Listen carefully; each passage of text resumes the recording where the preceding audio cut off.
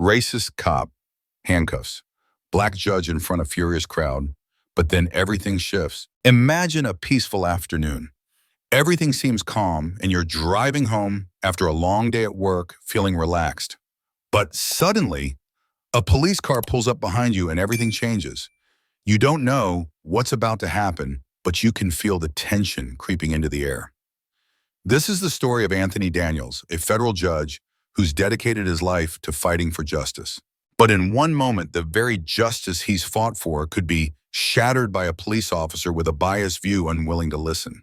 This encounter isn't just about a traffic stop. It's a battle between power and fairness, between hostility and courage. But do you know what makes this story different? An unexpected twist that you won't see coming. We'd love to know, where are you listening from and what time is it right now? We want to see how far this story has reached. Now let me take you to this story starting right here. Anthony Daniels, 40 years old, a respected black federal judge, had spent the entire day in the courtroom making difficult decisions that could impact lives.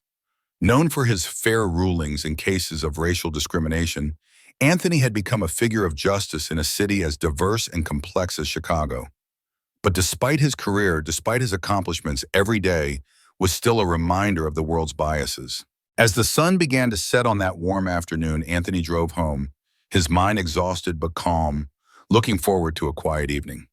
He turned onto his usual route, his thoughts drifting when suddenly flashing lights in his rearview mirror. A police car. Without hesitation, Anthony pulled over to the side of the road thinking it was just a routine stop. But as the officer approached, Anthony could feel something different in the air. A sense of unease, an undercurrent of suspicion that shouldn't have been there. The officer, Jason Carter, a white cop, didn't look like he was there to simply check paperwork. His posture, his expression, it was all wrong. "Good evening, sir." Carter said, his tone laced with skepticism, his eyes scanning Anthony suspiciously as though looking for something. Anthony, already weary from the day's work, replied calmly, "Is there a problem, officer?" The officer didn't answer right away. Instead, he asked, "Can I see your license and registration?"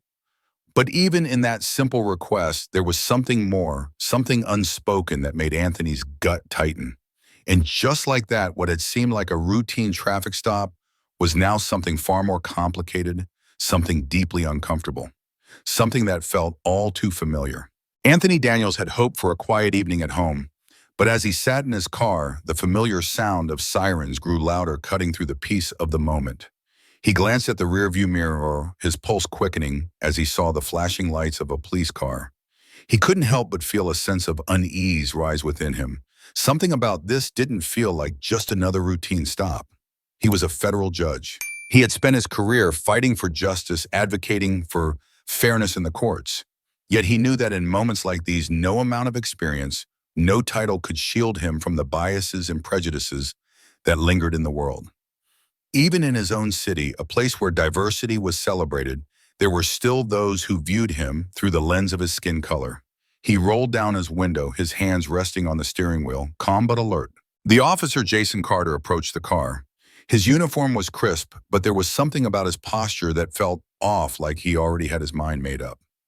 "License and registration, please," Carter said, his voice cool but edged with something else. Something Anthony couldn't quite place. Anthony, following protocol, reached into the glove compartment, retrieving the requested documents.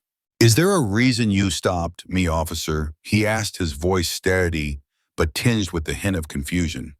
He hadn't been speeding, hadn't been driving erratically. Carter didn't answer right away. Instead, he stared at Anthony, his eyes narrowing just slightly, as if searching for something that wasn't there. There was an uncomfortable silence, the kind that made Anthony feel like he was being scrutinized more than simply asked to show his papers. "Just give me your stuff, please," Carter finally said, his tone dismissive, almost as if Anthony were inconveniencing him. It wasn't the first time he had felt the sting of being treated differently because of his race, but something about this moment, something about the way Carter had spoken, hit harder than usual. The officer didn't explain why he had pulled him over. There was no reason given, no indication that Anthony had done anything wrong. It was as if Carter didn't feel the need to justify his actions. Anthony could feel the tension building thick in the air between them. The usual exchange between a driver and officer had turned into something more something loaded with judgment and suspicion. It wasn't lost on Anthony that he, a black man in a nice car, was already being treated with doubt and scrutiny. Despite the fact that he was a judge and an educated, law-abiding citizen, he was still being looked at through the lens of bias. It was a familiar feeling, one he had experienced time and time again in his life. It was the kind of feeling that made him wonder how many others in similar situations hadn't been able to keep their composure, hadn't been able to rise above the assumptions being made about them. He took a deep breath, trying to steady himself. He had learned over the years to keep his cool in these situations. But something in the officer's tone, the way Carter's eyes never quite left him, the dismissive way he had spoken, stirred something deep inside him. It wasn't just about the traffic stop anymore. It was about something deeper. It was about being treated like he wasn't human, like his existence didn't matter. "Is there a problem, officer?" Anthony asked, his voice calm but firm, pushing back just enough to show he wasn't going to be intimidated. Carter's expression darkened and he shifted on his feet. The moment stretched on longer than it should have, the tension in the air palpable. "You don't need to question me," Carter said, his voice growing colder, his posture straightening. "Just hand me the paperwork." Anthony's hands, which had been shaking ever so slightly, steadied as he handed over the documents. But inside, his heart was racing. He knew that this wasn't just a routine stop. He knew what was happening. He had seen it before, had heard the stories, had read the reports. Black men, women, and children stopped without reason, scrutinized without cause, and often treated as less than human because of the color of their skin. It was as if the officer didn't even see him as a person, as if his very presence was enough to warrant suspicion. This was a subtle form of racial profiling, an assumption that because Anthony was a black man, he must be doing something wrong. The law was supposed to protect people like him. His position as a judge was meant to guarantee his safety, his rights. But in moments like this, even the law wasn't enough to shield him from the everyday prejudice that still existed in society. "Everything looks fine," Carter finally muttered after a moment of silence, his voice still laced with disdain. But the damage had already been done. The encounter had already shaken. Anthony had already reminded him of the deep divisions that still existed even in a city as diverse as Chicago. As the officer returned the paperwork, his actions were stiff, forced, almost robotic. He didn't apologize for the unnecessary stop, didn't acknowledge the tension that hung between them. Anthony, trying to shake off the feeling of being dehumanized, placed the papers back into his glove compartment, his mind racing. He wanted to be done with this, to get back to the safety of his home. But he knew that this experience, this feeling of being judged based on nothing more than the color of his skin, wasn't over. It was just another chapter in the ongoing struggle for equality and justice. As he started the car and pulled back onto the road, Anthony couldn't help but wonder how many others were experiencing this same thing. How many had been stopped like this, watched like this, simply for existing in spaces they had every right to occupy. The system that was meant to protect and serve, that was meant to guarantee fairness, was still broken, and it would take much more than a simple traffic stop to fix it. But that was the reality of life for many people of color in America. And it was a reality that Anthony Daniels, despite all of his accomplishments, could never escape. As Anthony sat in his car trying to steady his nerves, the weight of the situation pressed on him harder than before. He had expected this to be a routine stop, just another moment of annoyance at the end of a long day. But the tension in the air had thickened, and the officer's attitude had shifted from casual to cold. "Step out of the vehicle," Officer Carter ordered, his voice sharp. There was no explanation, no reason given for why Anthony was being asked to leave his car. The request hung in the air, a demand that seemed entirely unnecessary. Anthony's mind raced. He hadn't done anything wrong. He wasn't speeding, wasn't acting suspicious. So why was he being asked to step out of his own car to expose himself to more scrutiny and suspicion for no clear reason? Anthony took a deep breath, trying to calm his mind. He could feel his heart pounding in his chest, the rush of adrenaline flooding his system. He knew that reacting impulsively could make everything worse. But the sense of injustice, the unfairness of the situation was hard to ignore. It was as though the officer saw him as a threat simply because of the color of his skin. He had been in the courtroom listening to cases of injustice, hearing the stories of people who were wrongly treated. But now he was living it. He was the one being questioned without cause, the one whose rights were being violated in a moment where he should have been safe. Why do you want me to step out of the car? Officer, Anthony asked, his voice calm but firm. He had learned over the years how to keep his emotions in check, how to stand his ground without escalating things. But this was becoming more than just an inconvenience. This was a question of his rights, of his dignity. Carter didn't respond immediately. Instead, he glanced at Anthony, his eyes narrowing almost as if he were irritated by the question. The silence stretched on thick and uncomfortable. Just get out of the car, Carter said again, his tone now laced with impatience. We're going to search your vehicle. Anthony's blood ran cold. His hands, which had been steady just moments ago, now trembled slightly as he gripped the steering wheel. This was no longer a simple traffic stop. This was a violation of his rights. Carter had no reason, no probable cause to search his car. This was an unjustified request rooted in something deeper. Something that had nothing to do with Anthony's behavior or actions, and everything to do with the assumptions Carter was making based on his race. In that moment, Anthony understood that this wasn't just a misunderstanding. It was part of a larger pattern, a reflection of the systemic racism that existed in the world. The moment the officer had pulled him over, Anthony had known there was a chance this could happen. But it still hurt. It hurt because despite all the progress that had been made, despite the legal system Anthony worked so hard to uphold, there were still moments like this where the color of his skin was enough to make him a target. But Anthony wasn't going to let his emotions take control. He knew how quickly situations like this could escalate. He knew that showing frustration or anger would only play into the officer's hands. If he got too upset, if he raised his voice, it would only make things worse. He had to remain calm, remain collected, and stand firm in the face of injustice. I'm not getting out of the car. Without a valid reason, officer, Anthony said, his voice steady despite the anger bubbling beneath the surface.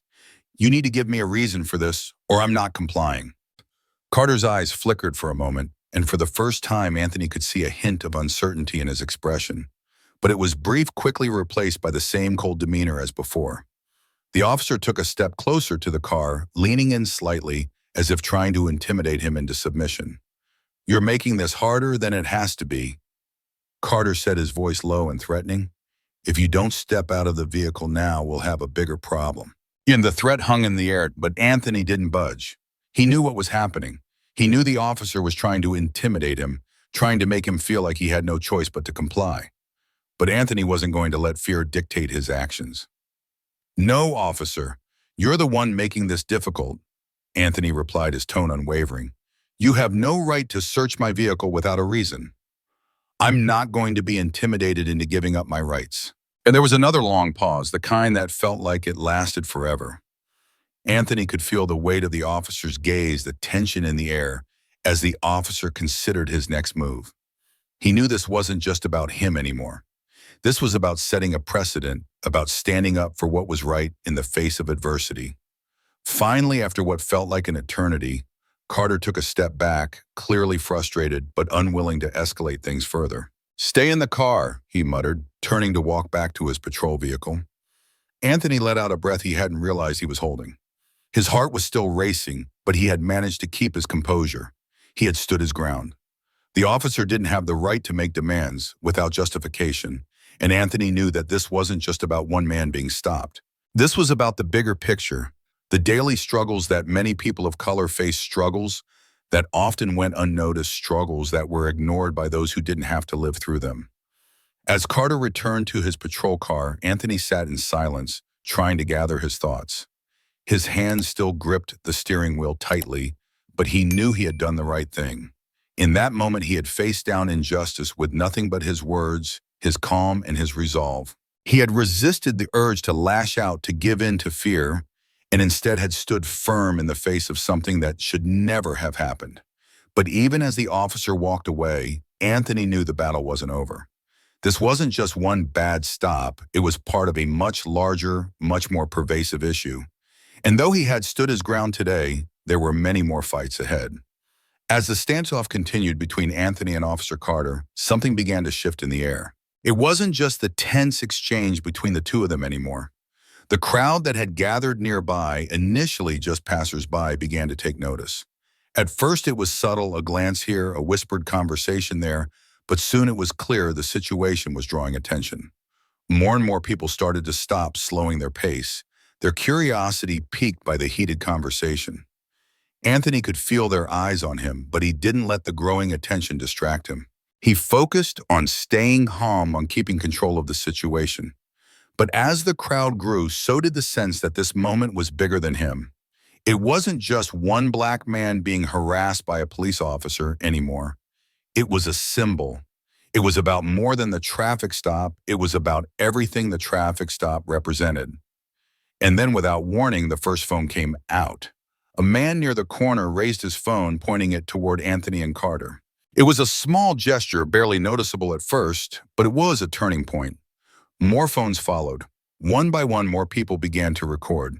The quiet clicks of cameras and the hum of conversations filled the air as the crowd started to realize something they hadn't before. This wasn't just an ordinary traffic stop. This was an opportunity to be part of something bigger. As the phones continued to record, people started to speak up. "Hey, officer," one woman called out, her voice cutting through the tension. "You can't just stop him for no reason like this. He's not doing anything wrong."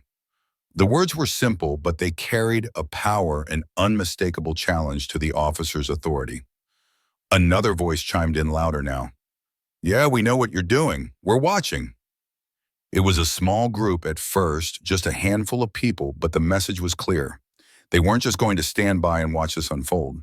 They were going to speak up, to hold the officer accountable for his actions. The officer looked over his shoulder, clearly frustrated. But the more he looked at the crowd, the more he realized he wasn't in control of the situation anymore. The crowd wasn't just observing, now they were participants. They were becoming witnesses, and in doing so, they had become part of the story.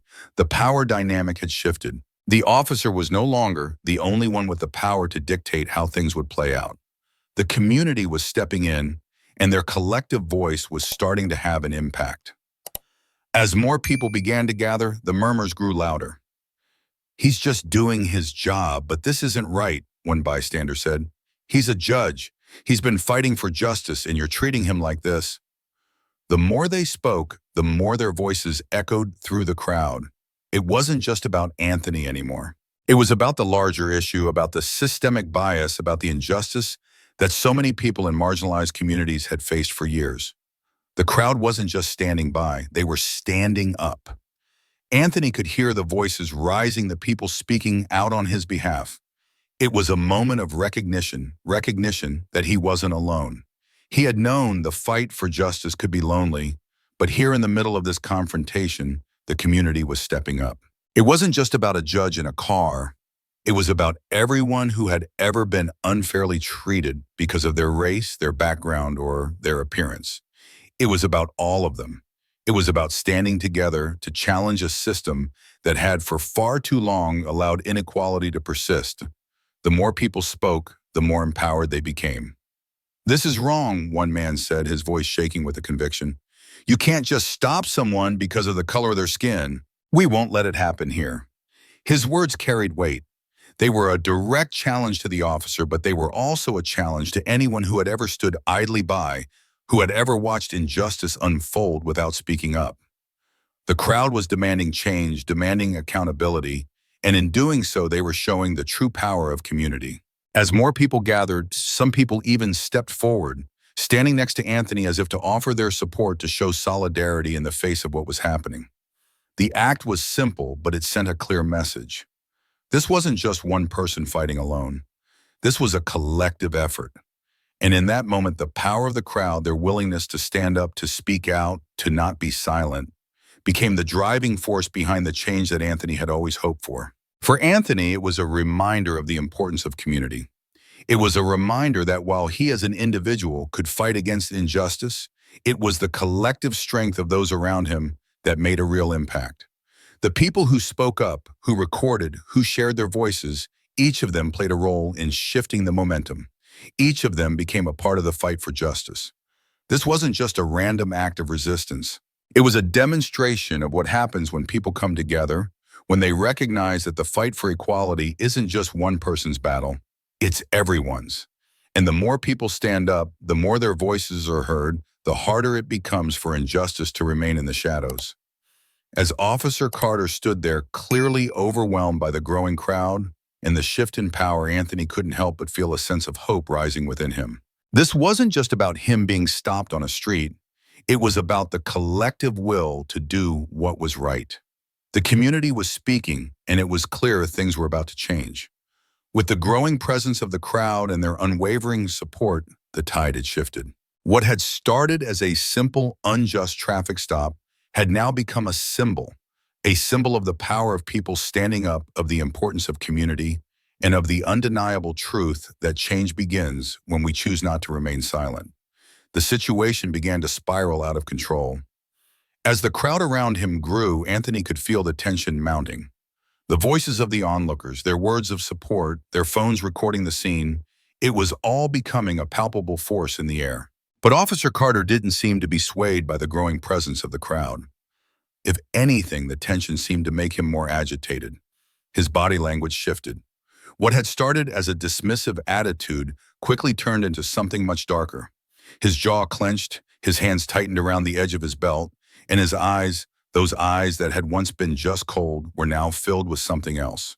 Anger, irritation, frustration, and most troubling of all, a sense of entitlement. "You're making this difficult," Carter said, his voice rising slightly. His words had lost the calm professionalism they had started with. Now they carried a sharpness, a threat that wasn't quite veiled anymore. "I'm asking you to step out of the car. You're refusing to comply. That's a problem." Anthony stood firm, trying to remain calm in the face of the officer's growing hostility. "I'm not refusing," he said, his voice steady but with an edge. "I'm just asking for a valid reason." "You don't have one." The officer's eyes narrowed. "You don't get to make the rules." Carter snapped his tone, now fully charged with authority. "If you don't step out of the car, I'll have no choice but to escalate this situation." Anthony felt his heartbeat quicken. He knew what that meant. It wasn't just a threat. It was a warning. A warning that if he didn't comply, things could turn physical. But he wasn't about to let that happen. He wasn't about to let his rights be trampled because of a prejudiced officer who had decided that he was guilty without cause. "I'm not going to let you intimidate me," Anthony replied, his voice stronger now. His grip on the steering wheel was tight, but he knew that staying calm, staying rational was the only way out of this. But Carter wasn't listening. He took a step forward, his hand moving toward his holster. In that moment, everything changed. The tension in the air seemed to snap like a taut rope pulled too tight. Carter's eyes were locked on Anthony, his movements deliberate, purposeful. "Get out of the car now," Carter ordered, his voice laced with an unmistakable threat. The officer's hand hovered just above his belt, his fingers brushing the edge of the cuffs. The words sent a chill through Anthony's body. Before he could respond, Carter reached for the handcuffs, a clear sign that the officer was prepared to use force. The officer wasn't just trying to detain him anymore. He was ready to arrest him, ready to escalate the situation into something far more dangerous. The crowd, sensing the escalation, began to react. The murmurs grew louder. "Don't do it," someone shouted from the back of the crowd. "He hasn't done anything wrong." Another voice echoed the sentiment. "This is not right, let him go." But Carter didn't seem to care. His focus was entirely on Anthony now, his frustration with the situation clouding his judgment. He reached for the cuffs again, this time with more determination. Anthony felt the anger and fear building inside him, but he kept his composure. His mind was racing. He knew the stakes. The situation was quickly moving into a space where his every move could be the difference between a peaceful resolution and something much worse. He could feel the eyes of the crowd on him, could hear their voices, calling out in his defense. But there was also something else in the air, a feeling that reminded him of all the times this had happened before to others. The power imbalance, the unearned assumption of guilt. The officer's actions weren't just about him. They were part of a larger systemic issue, and an issue that wasn't going to be solved in a moment, but one that had to be confronted one step at a time. The officer's hands still hovered above his belt, and Anthony's pulse raced. He knew that the next few seconds could be pivotal, that one wrong move could set off a chain of events he couldn't control. But still, he didn't back down. "I've done nothing wrong," Anthony said, his voice now filled with authority, his eyes locked on the officer. "You have no reason to do this. I'm not going to let you abuse your power." For a moment, Carter seemed to hesitate. His eyes flickered. And for a split second, Anthony thought he might back down, that the officer might realize he was in the wrong. But then the officer's expression hardened and the anger returned. "This is your last chance," Carter warned, his hand now firmly gripping the handcuffs. The crowd, growing ever bolder, began to shout louder, urging Anthony to stand his ground. "Don't let him do this," one person shouted. "This isn't right." It was at that moment that Anthony realized something. He wasn't just standing up for himself anymore. He wasn't just fighting for his own dignity. He was standing up for everyone who had ever been treated unfairly, for everyone who had ever felt powerless in the face of authority. He was standing up for justice, not just for himself, but for everyone watching. The officer's grip on the handcuffs tightened, but just as he stepped forward, something shifted. The presence of the crowd, their collective energy, was palpable. The officer looked around, his face reddening as the voices of the community grew louder. The weight of the moment began to sink in. It was clear that things couldn't go any further. The officer, sensing that the crowd was not backing down and that his actions were being watched closely, hesitated. For the first time, his grip on the cuffs loosened and he stepped back slightly. Anthony, still sitting in the car, didn't let his guard down. He knew this wasn't over. But for now, the officer had paused, had reconsidered. The crowd had done its part. They had stood up, had raised their voices, had made it clear that this was not acceptable. The tension in the air didn't immediately dissipate, but it was a shift, a moment of victory, however small. Battle that would continue. The officer had backed down, at least for now.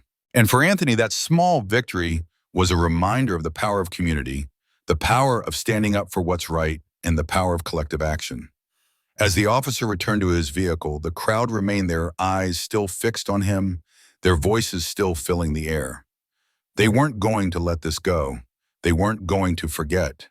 And for Anthony, that was the beginning of something much larger than this moment.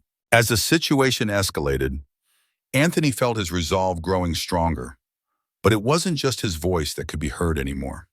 The crowd, which had once been silent spectators, had started to shift. It wasn't just about watching a tense interaction between a black man and a white officer anymore. It was becoming something more, something bigger. And then from the back of the crowd, a voice broke through. It was a woman, middle-aged, white, and she wasn't just standing there anymore. She stepped forward, her gaze locked on Officer Carter, her expression determined. "Excuse me, officer," she called out, her voice steady but firm. "Can you explain why you're stopping this man? Why are you treating him like this? He's done nothing wrong."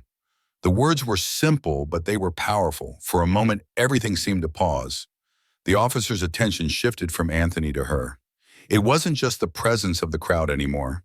It was a call for accountability, a call for fairness. She wasn't a lawyer, she wasn't a community leader, but she was a citizen, and in that moment she knew her voice mattered. Others began to follow suit, their voices rising. "Yeah, why are you treating him like that?" a man in his 20s shouted. "He hasn't done anything wrong." His words echoed through the growing crowd, spurring others into action. The murmurs turned into louder voices, and soon the entire block was alive with the sound of people who were no longer willing to stand by in silence. Anthony, still seated in the car, felt something shift inside him. It wasn't just the officer's refusal to treat him fairly anymore. It was the community standing up for what was right, demanding change and not letting the injustice go unnoticed. It wasn't just one person fighting against the system. It was a whole group of individuals coming together to make sure that this moment, this injustice, didn't slip by unnoticed. The woman who had spoken up wasn't afraid. She wasn't worried about getting involved. She wasn't concerned about how her actions might impact her life. She simply saw something that wasn't right, and she decided to act. "You can't just treat people like this," she continued, her voice gaining strength. "Not in this country, not now, not ever."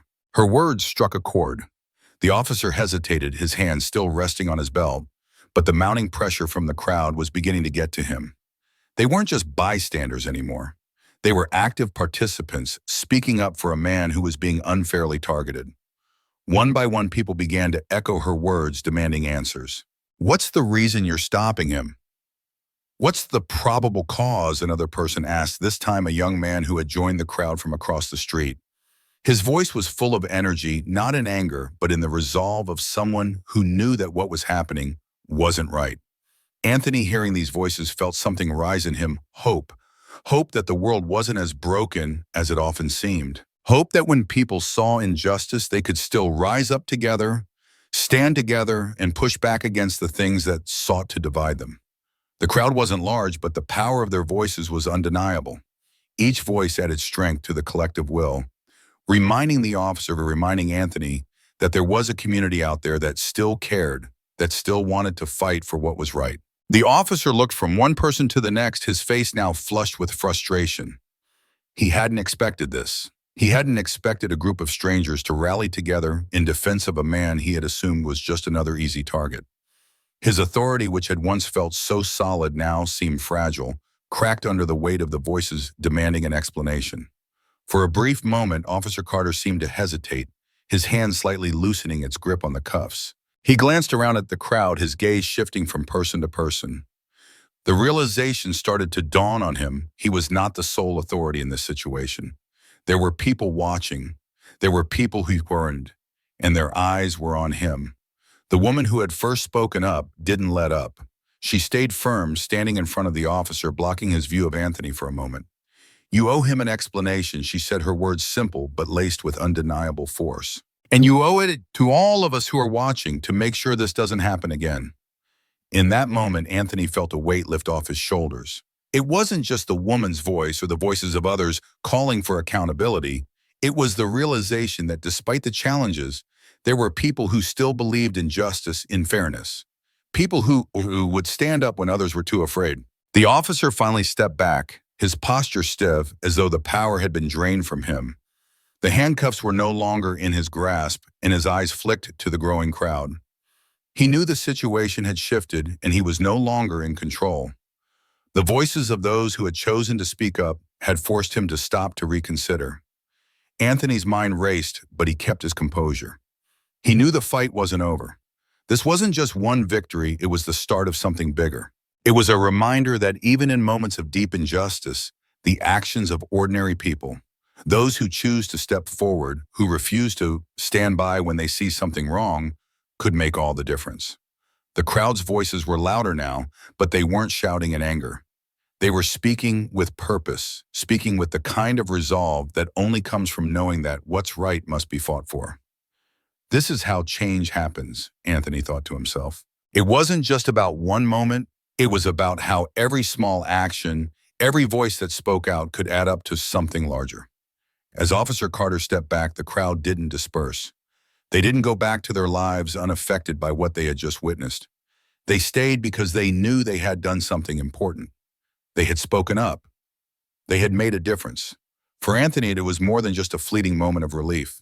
It was a reminder that sometimes change doesn't come from the top down. It doesn't come from the people in power. It comes from the people, from the community, from those who choose to speak up and refuse to stand by when they see something wrong. And as the crowd slowly began to break up, the voices of those who had spoken out still echoed in the air, a reminder that in moments of injustice, the power to create change was not only in the hands of those in authority, but in the hands of the people. As the crowd continued to grow, so did the pressure on Officer Carter. Their voices, once a whisper, had now become a chorus, all demanding accountability, demanding an explanation. Anthony could feel the shift in the air, the tension that had been building for so long. And as much as Carter seemed determined to assert his control, something had changed. It wasn't just the crowd, but the subtle shift that came from within the police force itself. From the corner of his eye, Anthony noticed Mike Rowan, a younger officer who had been standing off to the side watching the situation unfold. At first, Rowan had seemed to fall in line with Carter, standing quietly as if he were simply there to support his partner. But now something was different in his posture. Something in his eyes had shifted. Rowan stepped forward slightly, his gaze flickering between Carter and the growing crowd. He hesitated, as if torn between his duty and what was happening around him. "Hey, Carter," Rowan said, his voice quieter than before. "Maybe we should check the registration, just to be sure. This doesn't feel right." The words hung in the air, a slight tremor in them. For a moment, Carter didn't respond, as though he didn't know how to process the suggestion. He had expected the younger officer to back him up, to reinforce his authority, but instead Rowan had chosen to question him. It wasn't a challenge, not yet, but it was a crack in the facade, a sign that something wasn't sitting right with him. Anthony could hardly believe what he was hearing. The officer who had been so sure of himself, so adamant about his authority, was now being questioned by someone who should have been following his lead. The officer's eyes darted between the crowd and Rowan, his frustration palpable. He opened his mouth to protest, but Rowan wasn't finished. "No, seriously," Rowan pressed, stepping a little closer. "We don't have probable cause. We should be sure before we escalate this further." His tone was more than just an officer's neutral stance. It was concerned. It was a shift in attitude, an acknowledgement that perhaps, just perhaps, something wasn't right. Anthony could hardly believe it. This officer, who had only moments ago seemed to align himself with Carter's aggressive approach, was now questioning the very reason they had stopped him. His voice, soft but firm, was becoming an embodiment of something Anthony had longed for in the police force: reason, fairness, and the courage to challenge injustice even from within. Carter looked at Rowan, then back at the crowd, visibly shaken. The eyes of the onlookers were now trained on him. The sense of entitlement that had initially fueled his actions was beginning to falter. The voices of the people, their demand for justice, had seeped into Rowan's thoughts, and the officer was starting to see things differently. Slowly, he was realizing that his duty wasn't just to uphold the law, but to ensure that the law was applied fairly, without bias, without prejudice. Anthony watched as the scene played out before him. He had never expected to see it change like this. This wasn't just a moment where a man stood up for his rights. This was a glimpse into the possibility of change within the system itself. Rowan's shift in perspective wasn't just personal growth. It was a sign that the power of the people, their ability to raise their voices to demand fairness, could indeed make a difference even inside institutions that had long been a symbol of authority and control. "I'm not sure this is how it should be handled," Rowan continued, his voice growing steadier. "Maybe we should double-check his papers before we do anything rash. Let's not make it worse." Carter, visibly agitated, now shot a glance at Rowan. For the first time, his confidence seemed to waver. It was as though the younger officer had planted a seed of doubt in his mind. His grip on the situation, which had seemed so firm just moments ago, was now slipping. "You're overthinking this," Rowan, Carter snapped, trying to regain control. "He's not cooperating. That's enough." But Rowan didn't back down. "I'm not saying we let him go, Carter. I'm saying we make sure we have a reason to proceed. There's no reason to escalate this unless we're sure." The words hung in the air as Carter realized that the officer he had counted on to back him up was no longer with him. The shift in Rowan's attitude wasn't just personal, it was systemic. It was the beginning of a realization that not all officers viewed their duty through the same lens of prejudice. Rowan had made a choice, and in that choice, he represented something more. A recognition that the fight for justice, the fight against racial bias, wasn't just a matter of the oppressed standing up. It was a matter of those in positions of power choosing to do better. As Rowan spoke, Anthony felt a weight lift from his chest. He had always believed that the battle for justice was bigger than one man, one officer, or one encounter. It was about systemic change, about shifting the way people in positions of power saw the world. And this moment, this simple act of questioning authority, was proof that change could happen from within. It wasn't easy and it wasn't fast, but it was happening. It was a small victory, but it was a victory nonetheless. Carter, clearly frustrated by Rowan's challenge, stepped back. The confrontation had reached a point of no return, and he knew it. He could feel the eyes of the crowd on him, the pressure mounting with every second that passed. He wasn't sure what to do next, and that uncertainty was all too clear. Anthony, watching this play out, understood that sometimes the most powerful thing wasn't making a loud statement, but rather planting the seeds of change in small, quiet moments. It was Rowan's willingness to question, to doubt what had been presented as truth, that created the shift. He wasn't the only one who could make a difference. It was everyone around him, every person who chose to stand up, speak out, and challenge what they knew wasn't right. Rowan's actions weren't a revolution, but they were a step in the right direction. A reminder that not all systems of power were beyond change. And for Anthony, that small flicker of hope was enough to remind him that no matter how deep the divides, change could still come. One question, one act of courage at a time. As the moment lingered, Anthony sat still, knowing that this was a turning point. It wasn't just his voice or the voices of the crowd that mattered. It was the willingness of individuals like Rowan to challenge their own perceptions, to rise above the status quo, and to make a stand for what was just. And in that quiet shift, the true power of change began to show itself. The air had grown thick with tension, the pressure from the crowd mounting with each passing second. Anthony sat in his car, his hands gripping the steering wheel, his mind racing. He could feel the weight of the moment bearing down on him, the crowd, the officer, the unfairness of it all. But it wasn't just his mind that was racing. His heart was pounding in his chest as well. This moment, this standoff between him and Officer Carter, felt like it was teetering on the edge of something much larger than a simple traffic stop. Carter, visibly frustrated by the turn of events, was no longer trying to hide his anger. His jaw was clenched, his body language tense as he glared at Anthony. The officer had clearly lost patience. "You're making this so much harder than it has to be," Carter growled, his voice rising in volume. His hand moved toward his belt again as if reaching for the cuffs. "If you don't get out of the car right now, I will be forced to arrest you. Don't make me do this." It was a direct threat, a warning that the situation was about to escalate, and Anthony knew it could go either way. In that moment, he realized just how fragile his position was, how close he had come to becoming just another statistic in the long list of unjust police encounters. His heart skipped a beat as the weight of Carter's threat sank in. But just as the officer's hand neared the cuffs, something changed. The crowd, which had been murmuring their discontent, now grew louder, more insistent. The voices that had once been a quiet backdrop to the tension between officer and citizen were now filled with purpose, filled with the strength of a collective demand for justice. "Don't do it!" someone shouted from the back of the crowd, their voice cutting through the charged air. "This isn't right. Let him go!" Another voice joined in, more forceful now. "You have no reason to arrest him. Step back." For a moment, the officer seemed taken aback. His eyes flicked over to the growing crowd, his face flushed with frustration. He could feel the eyes of the onlookers, all of them witnessing this moment, all of them recording it, speaking out, demanding that justice be done. And that was the turning point. The realization that this wasn't just between him and Anthony anymore. It was a public matter, a matter that could not be ignored. But it wasn't just the voices of the crowd that made a difference. It was the actions of Mike Rowan, the young officer who had just moments earlier stepped in to challenge Carter's approach. Rowan, still standing slightly apart from the others, now stepped forward with more confidence. His eyes locked on Carter, his posture firm but calm. "Carter, let's just take a step back," Rowan said, his voice steady but authoritative. "We don't need to escalate this any further. He hasn't done anything wrong." Carter hesitated, his hand still hovering near his belt, but the tension in his posture was unmistakable.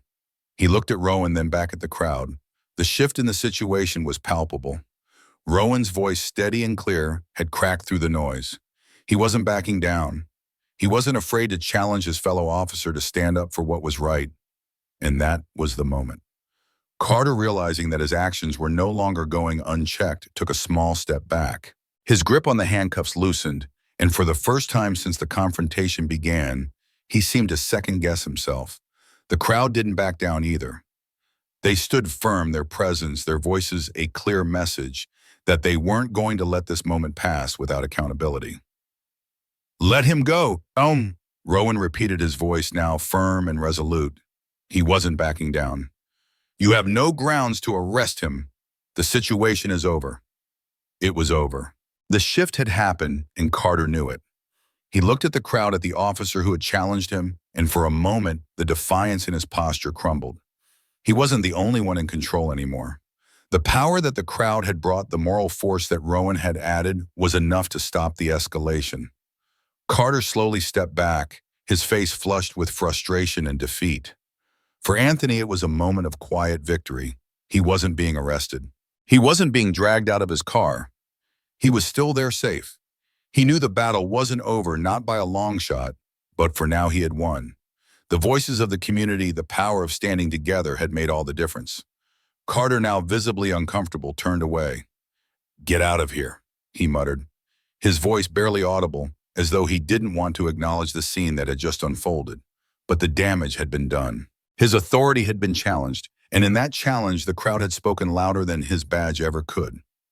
As the officer returned to his patrol car, Anthony sat in the driver's seat, taking a deep breath. His pulse was still racing, but he felt the weight of the moment shift.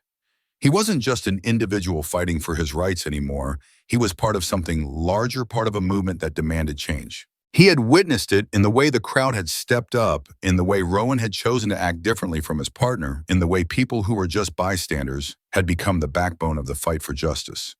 The crowd began to disperse slowly, but the energy of the moment lingered in the air. People were talking to one another, sharing their thoughts, their relief. There was a feeling of solidarity, a feeling that something had shifted in that small moment. It wasn't just about the traffic stop. It was about the power of community, the power of standing up for what's right, and the power of refusing to let injustice stand. As Anthony drove away from the scene, he knew that this wouldn't be the last time he would face challenges like this. But he also knew that every time the community came together, every time people stood up and demanded accountability, it made a difference. This was a turning point, not just for him, but for everyone involved. The fight for justice had many faces, many voices, but the most important thing was that it had the strength of a community behind it. And in that moment, as Anthony drove home, he couldn't help but feel a glimmer of hope. The fight wasn't over, but it had taken one crucial step forward. And that step had come from the courage of individuals, the voice of the community, and the realization that change starts with action. It was in moments like this, when the right decision was made, when people stood together, that real change began to take root. As the tension slowly dissipated and the officers, including Carter, returned to their patrol cars, Anthony finally allowed himself to breathe. He watched as the crowd began to disperse, their voices still echoing in the air, a reminder that they had made a difference, that their actions mattered. But what they didn't know yet, what they couldn't see, was that the impact of what had just happened would extend far beyond this street corner. It would ripple through the community, through the city, and beyond, creating a change that was long overdue. The moment the video of the incident went viral, it was as if a spotlight had been turned on. The video captured the entire encounter, Carter's unnecessary aggression, the threats, the escalation, and finally the collective power of the community stepping in to demand justice. It was a raw, unfiltered look at the harsh realities that many people, especially people of color, face daily in their encounters with law enforcement. The video spread like wildfire. Social media platforms were flooded with posts, comments, and shares. People everywhere watched as a judge, who had dedicated his life to upholding justice, was forced to endure something that should have never happened in the first place. But more than that, people watched as the community came together, united in their demand for fairness. It wasn't just Anthony's fight anymore. It was a fight for all of them, for all the people who had ever been treated unfairly, for all those who had been silenced by systems of power. It didn't take long for the authorities to take notice. The video had gone far beyond just the local community. It was being discussed in newsrooms and political offices, on the streets, and in the homes of ordinary citizens. The power of the community, the power of recording the truth, had forced the issue into the public eye. Now it was time for the justice system to do its part. An investigation was launched into Officer Carter's actions. It wasn't just an internal review, it was an external one as well. The video provided undeniable evidence, and it quickly became clear that Carter had abused his power. His actions were not just inappropriate, they were illegal. The officer had crossed a line that couldn't be ignored, a line that many had crossed before, but never faced consequences for. But now, with the evidence laid bare for everyone to see, change was inevitable. Days later, the news broke. Officer Carter had been placed on administrative leave pending the results of the investigation. The community watched as the police department, under mounting pressure, was forced to act. It wasn't just a matter of one officer being reprimanded. It was a message to the entire system that this behavior would no longer be tolerated. Carter's actions had set off a chain reaction, and the ripple effect was more powerful than anyone could have predicted. But the story didn't end there. As the investigation continued, the evidence of Carter's misconduct became more clear. Not only had he abused his power in this situation, but there were also reports of previous incidents where he had been aggressive and dismissive towards citizens, particularly people of color. It was a pattern, and it couldn't be ignored. The public pressure, the voices of the community, had forced a reckoning. In the weeks that followed, Officer Carter was officially suspended without pay, and the department announced that he would face disciplinary hearings for his actions. It was a step toward accountability, a long overdue one. While some in the community were satisfied with the outcome, others knew that this wasn't the end. It was just the beginning of a much larger conversation about police reform, about systemic change, about ensuring that those who wore the badge were held to the highest standards of conduct. For Anthony, the outcome was bittersweet. He had won this battle, yes, but he knew that this was only one incident in a much larger fight for justice. The system was broken, and while Carter's punishment was a step in the right direction, it wouldn't change everything overnight. But it did something else. It showed that when the truth was captured, when people stood up, when the community came together, change was possible. It wasn't immediate and it wasn't easy, but it was real. And perhaps most importantly, it reinforced the power of documentation. The video, the footage, the ability to capture the truth in real time had become an invaluable tool. It was no longer just about one person's word against another's. The truth had been laid bare for all to see, and that made all the difference. It was a reminder that the truth, no matter how uncomfortable, could not be hidden forever. As Anthony drove home, his thoughts were a mix of relief and reflection. The incident had shaken him, but it had also reminded him of the power of his community, of the strength of standing together. He had witnessed firsthand how a group of ordinary people coming together in a single moment could make a difference. It wasn't just about the legal victory, it was about the larger societal shift that was beginning to take place. The voices of the people had been heard. The truth had come to light. And even though the fight for justice was far from over, this victory, this moment was a reminder that every action, no matter how small, could be a step toward creating real change. Anthony smiled quietly to himself as he looked out the window. It was a small victory, yes, but a victory nonetheless. And sometimes in the fight for justice, those small victories were the ones that mattered the most. As the days passed, the aftermath of Officer Carter's actions began to settle into something deeper than just a disciplinary issue. While the media buzzed with reports and the police department carried out its investigation, something quieter was happening within the community. The momentum of this single incident had rippled out, sparking conversations that had long been buried in silence. The people who had witnessed the event, those who had stood up, who had raised their voices in support of Anthony, had begun to talk about it more openly. The conversation started in small groups around kitchen tables, on street corners, in coffee shops. People were discussing what justice meant in their lives, what power meant, and how racial bias shaped their world in ways they had never fully understood before. The power of one event, one stand against injustice, was beginning to shift how the community saw itself. It wasn't just about Anthony anymore. It was about how every person, every witness, every individual played a part in breaking down the walls of indifference. Even those who didn't directly intervene, who simply watched and shared their concerns, became part of this movement for change. Slowly but surely, people were learning to speak up. They were learning that silence was no longer an option.